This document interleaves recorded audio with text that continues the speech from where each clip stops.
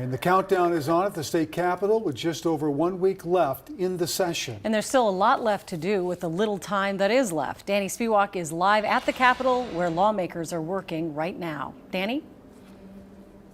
Well, right now in the doors behind me, we are tracking the public safety budget bill, still under debate here in the House and has been for several hours here. Of course, this is the one that also includes the 2 new gun provisions that DFL leaders have proposed here recently to include this in this $880 million spending bill.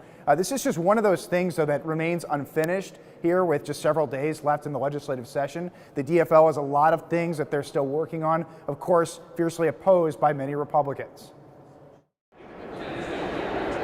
Under one-party control at the Capitol, DFL leaders in both chambers have already passed college tuition assistance for families making less than $80,000, $1 billion for affordable housing paid for by a sales tax increase, protections for abortion and gender-affirming care, and universal school meals, to name a few items. When we decide to do it, we can do big things, great things. Things that will put us out on the vanguard, things that will lead our nation. But with the clock ticking on the legislative session, there's still a lot left on the table. That includes paid family leave and earned sick time, school funding, the nurse staffing bill that has upset Mayo and other hospitals, and a bonding bill. Plus, DFL leaders are vowing to get recreational marijuana passed. We are going to deliver this bill for the people of Minnesota this year. But Republicans say the DFL is ignoring their input on a number of issues, especially around spending. Contentious would be a word.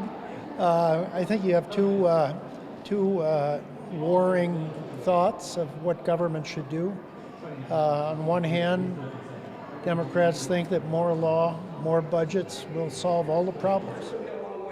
Another big item left unsolved is the tax bill, which has opened up a debate about how to spend the $17 billion surplus. The DFL is still working out differences on the tax bill between the House and Senate, including the size of rebate checks and child tax credits.